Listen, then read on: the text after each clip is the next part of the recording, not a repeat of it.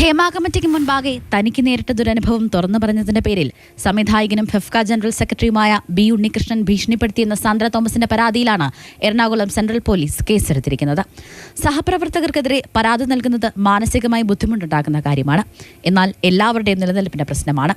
സിനിമയുടെ അധികാരം ചില ആളുകളിൽ മാത്രം ഒതുങ്ങിപ്പോകുന്നത് അനീതിയാണ്. ഹണി റോസിനെ പിന്തുണച്ച അതേ സംഘടനയുടെ ഉന്നത സ്ഥാനത്തിരിക്കുന്ന വ്യക്തി തന്നെ അപമാനിച്ചത് വിരോധാഭാസമാണെന്നും സാന്ദ്ര തോമസ് പറഞ്ഞു. തീർച്ചയായിട്ടും വിരോധാഭാസമാണ്. ആ കാര്യത്തിൽ അവർ പ്രതികരിച്ചതിൽ സന്തോഷമുണ്ട്. പക്ഷേ എല്ലാ കാര്യത്തിലും അവർ ഇതുപോലെ തന്നെ നിൽക്കണം എന്നുള്ളതാണ്.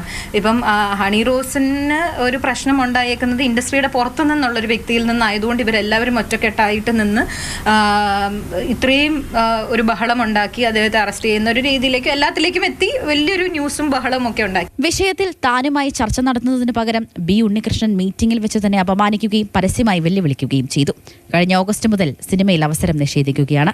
തനിക്ക് സിനിമ നൽകരുതെന്ന് മേഖലയിലുള്ളവരോടും ഉണ്ണികൃഷ്ണൻ പറഞ്ഞുവെന്ന് സാന്ദ്ര തോമസ് പ്രതികരിച്ചു. ശ്രീ ബി ഉണ്ണികൃഷ്ണൻ പരസ്യമായും അല്ലാതെയും ഫോണിൽ കൂടെയും ഒക്കെ എന്നെ ഭീഷണിപ്പെടുത്തിയിട്ടുള്ള ഒരാളാണ്. എന്നെ സിനിമ ചെയ്യിക്കില്ല, ഫെഫ്ക എന്നോട് സഹകരിക്കത്തില്ല എന്ന് പറഞ്ഞ ഫെഫ്ക എന്ന് പറയുന്ന ഒരു സംഘടനയിൽ എല്ലാവരും ഇങ്ങനെ ചിന്തിക്കുന്നവരാണെന്ന് ഞാൻ വിശ്വസിക്കുന്നില്ല. എന്നാൽ സാന്ദ്ര തോമസിന്റെ ആരോപണം അടിസ്ഥാനരഹിതമാണെന്നാണ് ബി ഉണ്ണികൃഷ്ണന്റെ പ്രതികരണം.